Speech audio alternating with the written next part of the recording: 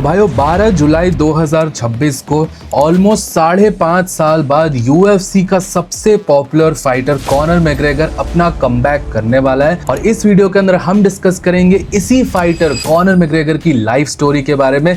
कैसे Conor McGregor क्रमलिन, जो कि आयरलैंड का एक बहुत छोटा शहर है, वहां से निकल के यूएफसी का टॉप पर पहुंच गया, यूएफसी का सबसे पॉपुलर फाइटर बना, बिलियंस ऑफ डॉलर्स में रेवेन्यू उसने जनरेट करा एक कंपनी के लिए। और आज के टाइम पे जो मिक्स मार्शल आर्ट्स स्पोर्ट्स इतना बड़ा हुआ है, उसकी फाउंडेशन रखी है कहीं ना कहीं कॉनर मैग्रेगर ने। तो इस वीडियो के अंदर सारी चीजों के बारे में डिस्कस करेंगे, लेकिन उससे पहले आप सब वीडियो को लाइक कर देना, चैनल को सब्सक्राइब कर देना, इससे मुझे ऐसी वीडियोस और बनाने का काफी सारा मोटिवेशन मिलेगा।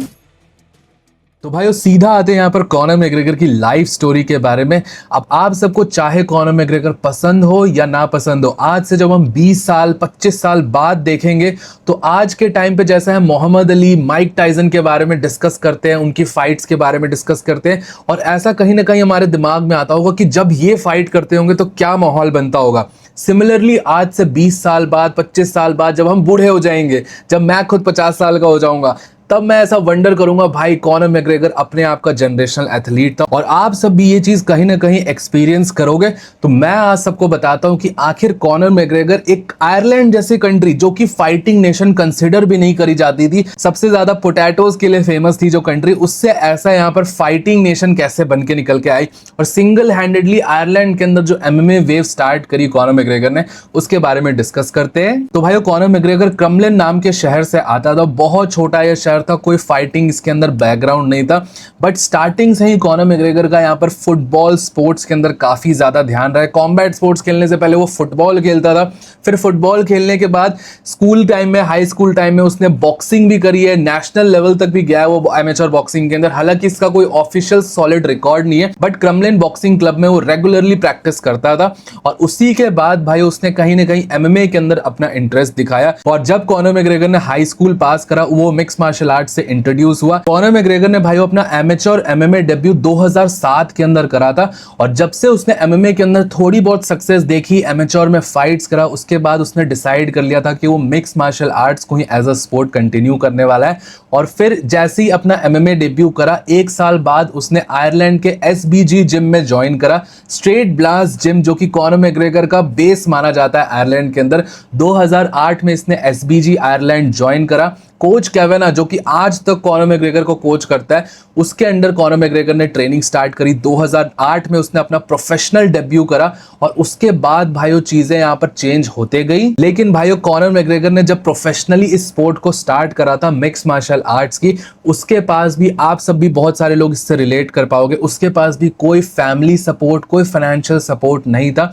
इनफैक्ट कॉनर मैग्रेगर के फादर ने तो ये भी चीज बोली थी कि मिक्स मार्शल आर्ट्स कोई स्पोर्ट है ही नहीं, you are just fighting for your life, अपनी बॉडी खराब कर रहे हो, अपनी हेल्थ को रिस्क पे डाल रहे हो। क्योंकि एक बार को बॉक्सिंग को आप कंसिडर कर सकते हो, बॉक्सिंग में काफी फ्यूचर था, 2000s के अंदर बॉक्सर्स बहुत पैसा कमा रहे थे, बट मिक्स मार्शल आर्ट से कोई अर्निंग्स नहीं हो रही थी। और कॉनर मैग्रेगर के फादर ने ही इस चीज को बोला था कि मिक्स मार्शल आर्ट से कोई पैसे नहीं कमा सकता। बट कॉनर मैग्रेगर ने अपने फादर को उस टाइम पर यह चीज बोली थी कि मैं मिक्स मार्शल आर्ट से पैसे कमाऊंगा और मिक्स मार्शल आर्ट्स को इतना बड़ा कर दूंगा कि इससे लाइवलीहुड चल सकती है। और कहीं ना कहीं कॉनर मैग्रेगर ने यही करा। भले फाइनेंशियल प्रॉब्लम्स थी, आयरलैंड के अंदर अनएम्प्लॉयड यूथ को कुछ पैसे दिए जाते थे, कॉनर मैग्रेगर उस पे सरवाइव करता था। साथ ही साथ Conor McGregor as a plumber भी काम करता था, क्योंकि आयरलैंड के अंदर हर हाई स्कूलर जो यहाँ पे स्कूल से निकलता है उसको कोई ना कोई जॉब में दे दिया जाता है, और कॉनर मैग्रेगर प्लम्बर का काम करता था, जो कि उसको बिल्कुल भी नहीं पसंद था।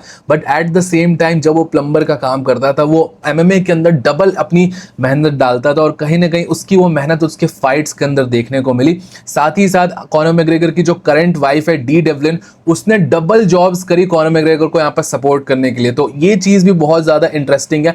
कॉनर मैग्रेगर का जो लाइफ पार्टनर उसने चूज करा, उसने इनिशियल फेजेस में कॉनर मैग्रेगर को बहुत ज्यादा सपोर्ट करा, और ये चीज कॉनर ने खुद भी एक्सेप्ट करी है कि अगर डी डेवलिन, जो कि उसकी करंट वाइफ है, अगर उसने कॉनर मैग्रेगर को उस टाइम पे सपोर्ट नहीं किया होता, डबल जॉब करके पैसे कमाना और कॉनर की फाइटिंग को सपोर्ट करना, आप सबको पता है एज अ फाइटर कितने ज्यादा खर्चे होते हैं, ट्रेनिंग, डाइट, न्यूट्रिशन, इंजरीज, इन सब का ख्याल रखा, और कॉनर मैग्रेगर ने उसका यहाँ पर 10 फोल्ड्स रिटर्न करा। अब भाई ये सारी स्ट्रगल चल रही थी, कॉनर मैग्रेगर को फाइनेंशियल प्रॉब्लम्स थी, स्टिल वो फाइट कर रहा था। और सबसे मेजर ब्रेक थ्रू ईयर जो कॉनर मैग्रेगर की लाइफ में, ऐसा मैं मानता हूं, वो है 2012 यूएफसी ज्वाइन करने से ऑलमोस्ट 1 साल पहले, जब वो यूरोप की सबसे बड़ी ऑर्गेनाइजेशन एमएमए की केज वॉरियर्स के अंदर फाइट करता था। और मुझे ऐसा लगता है यूरोपियन फाइटर्स जो भी यहाँ पर बड़े बड़े यूएफसी फाइटर्स जो यूरोप से आते हो, कहीं ना कहीं केज वॉरियर में सक्सेसफुल होते हैं। पैडी पिम्बलेट को देख सकते हो, पैडी पिम्बलेट भी केज वॉरियर्स का ही चैंपियन था और उसके बाद ही यूएफसी में उसको लाइमलाइट मिली। Similarly Conor McGregor Cage Warriors के अंदर यहाँ पर फाइट करता था 2012 में, और उसने फेदरवेट टाइटल वहां पे जीता था और अप्रैल में फेदरवेट टाइटल जीता। और उसी सेम ईयर केज वॉरियर्स के अंदर वो फर्स्ट डबल चैंपियन बन गया था। दिसंबर के अंदर उसने लाइट वेट टाइटल भी जीत लिया था और इस विक्ट्री के बाद वो डबलिन में काफी ज्यादा पॉपुलर हो गया था और कहीं ना कहीं यूएफसी डेना वाइट के रडार में वो आ चुका था। जो डोर्स होते हैं उसको लिटरली डिस्ट्रॉय करा कॉनर मैग्रेगर ने, और डोर तोड़ते हुए यहाँ पर वो यूएफसी के अंदर एंट्री ली। जैसा उसका ब्रैशी फाइटिंग स्टाइल था, टॉकिंग स्टाइल था, जिस तरीके का उसका एक्सेंट था, वो इमीडिएटली ऑडियंसेस के साथ काफी ज्यादा क्लिक हुआ। और 2013 में उसको फर्स्ट ब्रेक थ्रू मिला यूएफसी के अंदर, जब उसने मार्कस ब्रिमेज को इंटरनेशनल फाइट नाइट के अंदर हरा दिया। और यही वो फाइट थी भाई जिसमें कॉनर मैग्रेगर ने अपना वो लेजेंडरी डायलॉग मारा था 60 G's बेबी वाला, जिसमें उसको नॉकआउट ऑफ द फाइट का बोनस मिला था 60 ग्रैंड। और इसी 60 ग्रैंड से उसकी यहाँ पर जो फाइनेंशियल प्रॉब्लम्स थी वो कहीं ना कहीं सॉर्ट आउट हुई। और इसके बाद तो कॉनर मैग्रेगर को कोई नहीं रोक पाया। बैक टू बैक उसने Dennis Siver, Max Holloway, Dustin Poirier, Chad Mendes, इन सबको लाइन से हराया। और वो चैड मेंडिस को हरा के उसने इंटरिम फेदरवेट चैंपियनशिप जीत ली। और सिर्फ 1.5-2 साल के अंदर कॉनर मैग्रेगर यहाँ पर यूएफसी के अंदर चैंपियनशिप लेवल तक पहुंच गया था। लेकिन भाइयों कॉनर मैग्रेगर जिस डिवीजन के अंदर फाइट कर रहा था, फेदरवेट डिवीजन, वो डिवीजन ऐसा माना जाता था कि होजे आल्डो नाम का फाइटर उसको पूरी तरीके से रूल करता था। पिछले 10 सालों से होजे आल्डो को किसी ने नहीं हराया था, नॉकआउट स्ट्रीक पे चल रहा था, एक लंबी विन स्ट्रीक थी होजे आल्डो की। और कॉनर मैग्रेगर जैसे फाइटर को, जिसको मोस्ट ऑफ द जो आसपास के फाइटर्स थे फेदरवेट डिवीजन के, लाइट वेट डिवीजन के, वो डिस्पाइज करते थे, क्योंकि वो देख रहे थे कि कोई एक फाइटर इतना ज्यादा कैसे ग्रो कर रहा था। और इस चीज का आप सबको यहाँ पर हिंट तब मिलेगा जब आप कॉनर मैग्रेगर की होजे आल्डो के अगेंस्ट फाइट से पहले डिफरेंट फाइटर्स के इंटरव्यू सुनोगे। लिटरली हर एक्सपर्ट यहाँ पर, जितने सारे मीडिया हाउसेस थे, जितने सारे फाइटर्स थे, सबने ऐसा कहा था कि अगर कॉनर मैग्रेगर की होजे आल्डो के अगेंस्ट फाइट हुई, होजे आल्डो इसको 2 हिस्सों में तोड़ देगा, इसको बहुत बुरा नॉकआउट करेगा। लेकिन कॉनर मैग्रेगर को कहीं ना कहीं अपने ऊपर बहुत ज्यादा कॉन्फिडेंस था। सिमिलरली जैसे आज के टाइम पे जस्टिन गेची को सबने इलिया टुपुरिया के अगेंस्ट अंडररेट करा था, उससे भी कहीं गुना ज्यादा यहाँ पर कॉनर मैग्रेगर को होजे आल्डो के अगेंस्ट अंडररेट किया गया था। लेकिन कॉनर मैग्रेगर ने होजे आल्डो को फाइट से पहले ही यहाँ पर बोला जाता है कि हरा दिया था। मेंटली इतनी ज्यादा ट्रैश टॉकिंग करी थी, और ऐसी ट्रैश टॉकिंग करी थी कि वो होजे आल्डो के दिमाग में पूरी तरीके से घुस गया था। और उस टाइम पे भाइयों जब 2015 में इनकी फाइट हुई थी, जितने एक्सपर्ट्स थे, जितने फाइटर्स थे, जितने लोगों ने यहाँ पर अंडररेट करा था कॉनर मैग्रेगर को, सब बहुत बुरी तरीके से यहाँ पर गलत साबित हुई। फाइट स्टार्ट होते ही 15 सेकंड के अंदर ही कॉनर मैग्रेगर ने यहाँ पर होजे आल्डो को क्लीन नॉकआउट करके हरा दिया। और ये उस टाइम पर का यूएफसी का फास्टेस्ट नॉकआउट भी था। और आप समझ सकते हो, एक फाइटर जो ऑलरेडी इतना ज्यादा ब्रैशी है, ट्रैश टॉकिंग में फैंस के साथ क्लिक कर रहा है, इतनी हाइप है, उसने यूएफसी के सबसे ग्रेटेस्ट चैंपियन, जो कि 10 साल से भी नहीं हरा था, होजे आल्डो को सिर्फ 13 सेकंड के अंदर नॉकआउट कर दिया फर्स्ट राउंड के अंदर। फिर आप एक बार बस इमेजिन करो कि कॉनर मैग्रेगर की पॉपुलैरिटी किस लेवल की होगी। और भाइयों 2015 के बाद तो कॉनर मैग्रेगर ने लिटरली यूएफसी को कैप्चर कर लिया था। वो आउटराइट सबके साथ यहाँ पे ट्रैश टॉकिंग कर रहा था। और उसके बाद भाइयों डेना वाइट भी पूरी तरीके से कॉनर मैग्रेगर के सपोर्ट में आ गया था। अब कॉनर मैग्रेगर ने फेदरवेट डिवीजन की यहाँ पर बेल्ट को कैप्चर कर लिया था, लेकिन ये भी एक रियलिटी थी कि कॉनर मैग्रेगर काफी ज्यादा वेट कट करता था और फेदरवेट डिवीजन में और ज्यादा फाइट्स करना उसके लिए सस्टेनेबल नहीं था। और इसीलिए उसने फर्स्ट टाइम यूएफसी के अंदर ऐसा ट्राई करा 2 वेट डिवीजन में डबल चैंपियन बनने का। 2 वेट डिवीजन चैंपियंस बहुत सारे फाइटर्स इससे भी पहले बन चुके थे जिन्होंने 2 वेट डिवीजन्स में बेल्ट जीती थी, जैसे बीजे पेन ने यहाँ पर 2 वेट डिवीजन्स में बेल्ट जीत रखी थी। लेकिन भाइयों यहाँ पर कॉनर मैग्रेगर ने एक साथ फेदरवेट की बेल्ट होल्ड करते हुए यहाँ पर लाइट वेट की बेल्ट के लिए चैलेंज करा था, लेकिन उस टाइम पर ये फाइट पुल ऑफ नहीं हो पाई। हफाइल डोस आंजोस उसको इंजरी हो गई, जिसके कारण कॉनर मैग्रेगर ने एक शॉर्ट नोटिस फाइट ली वेल्टरवेट डिवीजन में। फर्स्ट टाइम ये भी देखने को मिल रहा था कि एक फेदरवेट का फाइटर 2 वेट डिविजन्स ऊपर जाके वेल्टरवेट डिवीजन में नेट डियाज से फाइट करने जा रहा था, और सिर्फ 10 दिन के नोटिस पे कॉनर मैग्रेगर ने वेल्टरवेट में फाइट करी। और ये फाइट कहीं ना कहीं कॉनर मैग्रेगर के कैरियर की फर्स्ट यहाँ पर स्पीड बम्प आप कह सकते हो, क्योंकि कॉनर मैग्रेगर को इस फाइट के अंदर नेट डियाज ने सबमिट कर दिया और एक बहुत ह्यूमिलिएटिंग लॉस दिया। ऐसा लग रहा था कि कॉनर मैग्रेगर जिसको अनटचेबल है, जो कि कहीं ना कहीं किसी को भी एट ए विल नॉकआउट कर सकता है, और नेट डियाज को भी उसने काफी ज्यादा डैमेज करा, लेकिन वेल्टरवेट में उसको फाइट करने का एक्सपीरियंस नहीं था। वो एडिशनल वेट जो उसने 10 दिन के अंदर गेन करा था, उसके कारण वो जल्दी टायर आउट हुआ, और उस टायर आउट के कारण यहाँ पर नेट डियाज ने उसको सबमिट करके हरा दिया। और आज के टाइम पे भाई जैसा एक्सपेक्ट कर रहे हैं हम, जैसे इलिया टुपुरिया को देख रहे हैं कि उसका कैरियर खत्म हो गया है, उसका ऑरा लूज हो गया है, सिमिलर तरीके से आप सोच सकते हो कि 2016 में यहाँ पर कॉनर मैग्रेगर का भी ऑरा यहाँ पर लूज हो गया था, लेकिन सिर्फ कुछ महीने बाद उसने रीमैच के लिए पिच करा। डेना वाइट और यूएफसी यहाँ पर कॉनर मैग्रेगर को एक लाइट वेट टाइटल शॉट दे रही थी, बट कॉनर मैग्रेगर ने एक रीमैच फाइट ली यहाँ पर नेट डियाज से, जिससे उसको कोई बेनिफिट नहीं था। वो डबल चैंपियन बन सकता था लाइट वेट डिवीजन में जाके, बट उसने नेट डियाज से रीमैच लिया और नेट डियाज को यहाँ पर हराया और अपना लॉस अवेंज करा। और फिर भाइयों यहाँ पर कॉनर मैग्रेगर ने उस टाइम पे light weight champion Eddie Alvarez से लाइट वेट डिवीजन में जाके फाइट करी। मतलब 2016 काफी ज्यादा एक्टिव था Conor McGregor, back to back fights कर रहा था। और फिर यहाँ पर फर्स्ट टाइम यूएफसी हिस्ट्री में कॉनर मैग्रेगर ने एडी एल्वारेज को भी एक सिमिलर, एक फैबुलस फ्लैम्बॉयंट तरीके से हराया, अपनी स्किल्स डिस्प्ले करी। और ऐसा कहा जाता है यूएफसी 205 में जब कॉनर मैग्रेगर ने एडी एल्वारेज को फाइट करा था, वो कॉनर मैग्रेगर आज के टाइम पे किसी भी लाइट वेट फाइटर को हरा सकता था, क्योंकि 205 मैग्रेगर उसकी जो परफॉर्मेंस थी, जैसी 5 स्टार परफॉर्मेंस, फैबुलस, एक भी गलती नहीं करी उसमें कॉनर मैग्रेगर ने, बिल्कुल फ्लूइड मूवमेंट दिखाई, ग्रेटेस्ट डिफेंस दिखाया, पुल काउंटर से यहाँ पर एडी एल्वारेज को ड्रॉप करो और डबल चैंपियनशिप जीती। और यूएफसी के अंदर फर्स्ट टाइम ही किसी फाइटर ने एक साथ 2 वेट डिविजन्स में बेल्ट होल्ड करी थी। और इस टाइम पे कॉनर मैग्रेगर ने अपना सारा ऑरा वापस से गेन कर लिया था, अपनी एथलेटिक प्राइम, अपनी यूएफसी कैरियर के प्राइम, अपनी पॉपुलैरिटी के प्राइम में था। बट भाइयों कॉनर मैग्रेगर अभी भी सेटिस्फाइड कहीं ना कहीं नहीं था, और कॉनर मैग्रेगर की आदत हमेशा से यही रही है कि वो एक लेवल अचीव करने के बाद हमेशा एक नेक्स्ट चीज को टारगेट करता था, जो कि कभी नहीं किया गया था। और इससे पहले एक बॉक्सर वर्सेस एमएमए फाइटर की बॉक्सिंग फाइट कभी नहीं हुई थी, और उस टाइम पर फ्लॉयड मेवेदर की बहुत ज्यादा हाइप थी। फ्लॉयड मेवेदर एक अनडिफीटेड बॉक्सर था, जिसको आज तक किसी ने भी प्रॉब्लम्स नहीं दी थी बॉक्सिंग रिंग में, और कॉनर मैग्रेगर ने उसको कॉल आउट करा। और ये लक की चीज थी कि यूएफसी डेना वाइट इस फाइट में बहुत ज्यादा इंटरेस्टेड थे, और ये फाइट जब भाइयों हुई तो ये फाइट वर्ल्ड की सेकंड सबसे ज्यादा पेपर व्यू सेल्स वाली फाइट थी। इससे फर्स्ट फाइट जो थी वो फ्लॉयड मेवेदर वर्सेस मैनी पैक्याओ की थी, और सेकंड फाइट जो वर्ल्ड की सबसे बड़ी कॉम्बैट स्पोर्टिंग इवेंट हुआ है वो Conor McGregor versus Floyd Mayweather की थी। हालांकि कॉनर मैग्रेगर इस बॉक्सिंग फाइट के अंदर मेवेदर को हरा नहीं पाया, बट स्टिल जिस लेवल की उसने यहाँ पर प्रॉब्लम्स दी थी मेवेदर को, उससे कहीं ना कहीं दिखा कि कॉनर मैग्रेगर की स्ट्राइकिंग एक्चुअली में बहुत ज्यादा जेन्युइन है। और आज तक भी भाइयों कोई भी बॉक्सिंग फाइट इस बॉक्सिंग फाइट के आसपास भी नहीं आ पाई है, और ये फाइट अपने आप में ही लेजेंडरी थी। बस भाइयों इस फाइट से प्रॉब्लम ये हुआ कि कॉनर मैग्रेगर एमएमए से काफी ज्यादा दूर हो गया। उसने अपना एमएमए गेम प्लान इस बॉक्सिंग फाइट के लिए काफी ज्यादा चेंज करा। वो अपनी किक्स, वो अपनी फ्लूइड कराटे फाइटिंग स्टाइल पे जिस पे वो रिलाई करता था, उससे उसने शिफ्ट करके कहीं ना कहीं एक बॉक्सिंग अप्रोच ले लिया, और उसकी एमएमए फाइट्स के अंदर भी काफी ज्यादा गैप पड़ गया था। और इसीलिए बहुत सारे लोगों को ऐसा नहीं पता, लेकिन कॉनर मैग्रेगर ने जो 2 बेल्ट्स जीती थी, फेदरवेट डिवीजन की, लाइट वेट डिवीजन की, वो दोनों बेल्ट्स कॉनर मैग्रेगर ने कभी भी डिफेंड नहीं करी।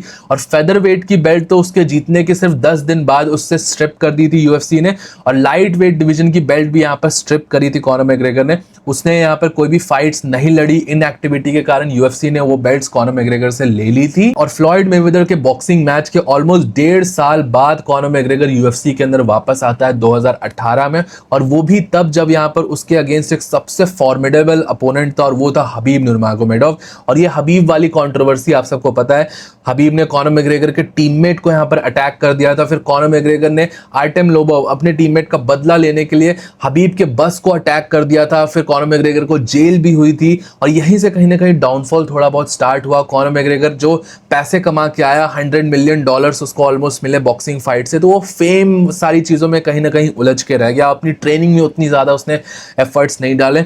फिर इतने फॉर्मिडेबल अपोनेंट हबीब के अगेंस्ट उसने फाइट ली। फाइट से पहले भी ऐसा कहा जा रहा था कॉनर मैग्रेगर सिर्फ स्पारिंग करता था, अपनी स्किल्स पे बिल्कुल वर्क नहीं कर रहा था। साथ ही साथ बॉक्सिंग फाइट के बाद उसने अपनी खुद की विस्की कंपनी स्टार्ट करी थी। 1 साल उसने जम के दारू पी, फिर हबीब नुरमागोमेडोव से फाइट करने आया। हबीब नुरमागोमेडोव ने उसको डोमिनेट करा फाइट के अंदर, 4th राउंड में सबमिशन से हरा दिया और उसके बाद कॉनर मैग्रेगर कहीं ना कहीं गायब हो गया यूएफसी से। और फिर भाइयों 2020 में ऑलमोस्ट 2 साल बाद उसने वेल्टरवेट डिवीजन में कमबैक करा और वो फाइट थी यहाँ पे डोनाल्ड सेरोनी को उसने बहुत बुरी तरीके से हराया। और भाइयों ये ऐसा पॉइंट था, ऐसा कहा जा रहा था कॉनर मैग्रेगर अब वापस आ चुका है, he is back in his form, अपने एलिमेंट में कॉनर मैग्रेगर आ चुका है। और ऐसा भी कहा जा रहा था कि यहाँ पर हबीब नुरमागोमेडोव वर्सेस कॉनर मैग्रेगर का रीमैच यहाँ पर होने वाला है, ये फाइट यहाँ पर बुक हो सकती है।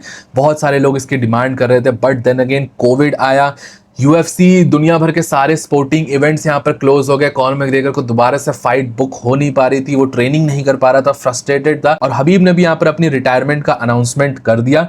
और इसी के बाद यहाँ पर कॉनर मैग्रेगर ने फिर डस्टिन पोरियर के अगेंस्ट फाइट ली 2021 में। वो एक डिजास्टरस फाइट थी। कॉनर मैग्रेगर के बॉक्सिंग स्टांस को काफी ज्यादा एक्सप्लॉइट करा डस्टिन पोरियर ने, उसके लेग्स को डैमेज करा और उसके बाद उसको 2nd राउंड के अंदर फिनिश कर दिया। फर्स्ट टाइम किसी ने टीकेओ फिनिश करा कॉनर मैग्रेगर को फाइट के अंदर। और इसी के साथ यहाँ पर भाइयों जब ट्रिलॉजी फाइट हुई तो कॉनर मैग्रेगर ने यहाँ पर अपने लेग को इंजर कर लिया, लिटरली उसका 2 हिस्सों में पैर टूट गया। और इसके बाद यहाँ पर कॉनर मैग्रेगर ने ऑलमोस्ट 5 साल बाद यहाँ पर कमबैक कर रहे हैं। आने वाले संडे 12 जुलाई 2026 को कॉनर मैग्रेगर का मैक्स हॉलवे के अगेंस्ट एक बहुत क्रैकिंग इवेंट होने वाला है। और यही थी भाइयों कॉनर मैग्रेगर की पूरी यूएफसी जर्नी। मैंने आप सबको शॉर्ट में बताया क्या क्या हुआ उसके कैरियर में, कैसे वो अपने प्राइम पे पहुंच गया था। यूएफसी 205 में जो मैग्रेगर निकल के आया था वो एमएमए का one of the best fighters था आज तक का, लिटरली हर चीज उसकी फ्लॉलेस थी उस फाइट के अंदर। फिर भाई वो बॉक्सिंग फाइट करी, $100 मिलियन से ज्यादा बॉक्सिंग के अंदर कमाया। और जब उसने यूएफसी के अंदर फाइट करा, यूएफसी की वैल्यूएशन को ऑलमोस्ट $4.4 बिलियन तक लेके गया। लिटरली एमएमए करके आप अपने आप को सस्टेन नहीं कर सकते थे, लेकिन कॉनर मैग्रेगर ने अपने यूएफसी रन में यूएफसी और mix martial arts as a sport को इतना ज्यादा एलिवेट करा कि ये एक मेन स्ट्रीम स्पोर्ट बन पाया अमेरिका के अंदर। वरना कॉनर मैग्रेगर से पहले बस लोग ऐसा मानते थे कि एमएमए एक स्पोर्ट है, एक बहुत नीश स्पोर्ट है, बॉक्सिंग को लोग एक्चुअल कॉम्बैट स्पोर्ट्स कंसिडर करते थे। लेकिन कॉनर मैग्रेगर के आने के बाद बॉक्सिंग के लेवल को यहाँ पर काफी ज्यादा काउंटर करा और एमएमए के लेवल को भी बॉक्सिंग के लेवल तक लेके गए कॉनर मैग्रेगर। और इसीलिए मैंने भाइयों वीडियो के स्टार्टिंग में बोला था, चाहे आप कॉनर के फैन हो या ना हो, लेकिन ये चीज एक फैक्ट है और ये हमेशा एक सॉलिड फैक्ट रहेगी आज से 20, 25, 30 साल बाद। जैसे बॉक्सिंग को यहाँ पर मोहम्मद अली, फ्रेजर, शुगर रे लेनर्ड, माइक टाइसन जैसे बॉक्सर्स ने बिल्ड करा, उसका बेस बिल्ड करा। सिमिलरली मिक्स मार्शल आर्ट्स को ब्रॉक लेसनर, एंडरसन सिल्वा, कॉनर मैग्रेगर जैसे फाइटर्स ने इसका बेस बिल्ड करा है। और इसी तरीके से ये स्पोर्ट आज के लेवल पे जिस लेवल पे पहुंचा हुआ है, इन्हीं फाइटर्स के कारण पहुंचा है। और जैसा मैंने वीडियो के बीच में आप सबको बोला था भाइयों कि कॉनर मैग्रेगर हमेशा कुछ ऐसी चीज एम करता है जो कि पहले कभी नहीं की गई है। कोई भी यूएफसी फाइटर 5.5 साल के ले ऑफ के बाद, इतनी ग्रीवियस इंजरी के बाद वापस आके एक एक्टिव फाइटर, मैक्स हॉलवे जैसे एक्टिव फाइटर को बीट नहीं कर पाया। इतना अच्छा कमबैक आज तक किसी ने नहीं करा है। और यूएफसी कॉम्बैट स्पोर्ट्स में ऐसा कहा जाता है कि लेग ब्रेक, पूरा क्लीन फ्रैक्चर, ऐसी इंजरी के बाद आप फाइटिंग तो दूर, आप अच्छे से अपनी लाइफ भी नहीं जी सकते। और कॉनर मैग्रेगर यहाँ पर वापस आएगा, ऐसा कमबैक किसी ने भी यूएफसी के अंदर नहीं करा है। बट लोग एक्सपेक्ट करेंगे कि कॉनर मैग्रेगर एक ग्रेटेस्ट कमबैक पुल ऑफ कर सकता है। तो इसका जवाब कुछ दिनों के अंदर मिल जाएगा। मुझे ऐसा लगता है कि अगर कोई भी फाइटर ऐसी चीज पुल ऑफ कर सकता है तो वो कॉनर मैग्रेगर ही है। बाकी आप सबका क्या सोचना है इस बारे में, इस फाइट के बारे में? इस फाइट से जितनी भी डिटेल्स रहेंगी, सारी चीजें आप सबको मेरे टेलीग्राम चैनल पर मिल जाएंगी। इस फाइट की डेट, टाइमिंग्स, कब होने वाली है, कैसे देखना है, साथ ही साथ आप प्रेडिक्शंस वगैरह करना चाहते हो यूएफसी फाइट्स के ऊपर, तो आप सब मेरे टेलीग्राम चैनल को जरूर से ज्वाइन करना। उसका लिंक आप सबको नीचे पिन कमेंट्स में मिल जाएगा। टिल देन भाई, वो वीडियो पसंद आया हो तो प्लीज वीडियो को लाइक, चैनल को सब्सक्राइब कर देना। मिलता हूं आपको नेक्स्ट वीडियो में अगले अपडेट के साथ। Bye bye.